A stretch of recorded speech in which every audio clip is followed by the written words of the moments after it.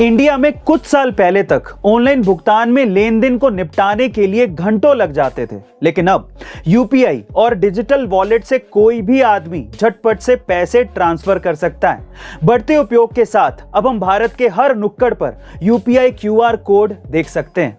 ऐसा ही एक वाकया देखने को मिला जहां पर एक भिक्षा साधक को क्यूआर कोड स्कैनर का उपयोग करते देखा गया।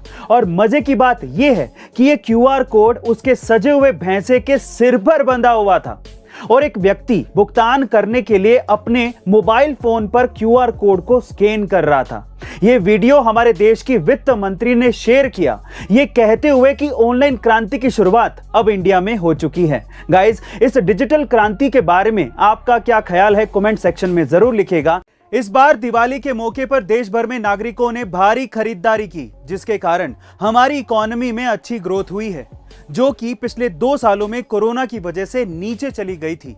इस साल दिवाली पर पूरे देश भर में करीब 1.25 लाख करोड़ रुपए का कारोबार हुआ है, जो कि पिछले 10 सालों में अब तक का रिकॉर्ड आंकड़ा है। अकेले दिल्ली में यह कारोबार करीब 25,000 करोड़ रुपए का था।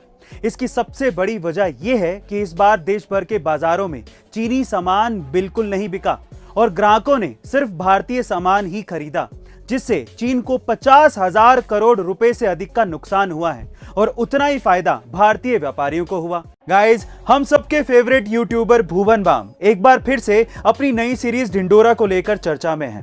और अगर आपने गौर किया हो तो इस सीरीज के 3rd एपिसोड में एक ही फ्रेम में भुवन बाम के 5 कैरेक्टर दिखाई दे रहे हैं। और मजे की बात यह है कि उस पूरे सीन को एक ही शॉट में फिल्माया गया है।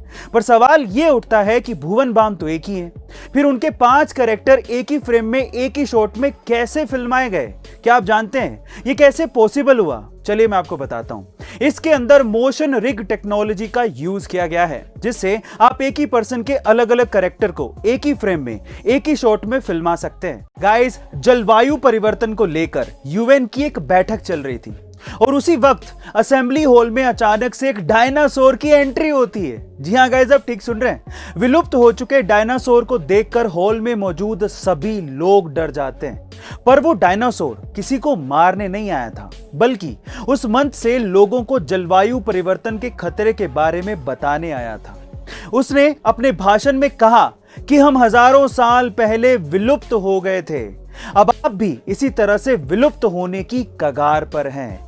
असल में यह सब यूएन असेंबली में अवेयरनेस प्रोग्राम के तहत किया गया था। गाइस, आपको यूएन असेंबली का डायनासोर दिखाकर जलवायु परिवर्तन पर ध्यान खींचने का ये आइडिया कैसा लगा, कमेंट सेक्शन में जरूर लिखिएगा। और ऐसे अमेजिंग वीडियोस के लिए शेयर, सब्सक्राइब एंड लाइक। मिलता है अगली वीडियो में।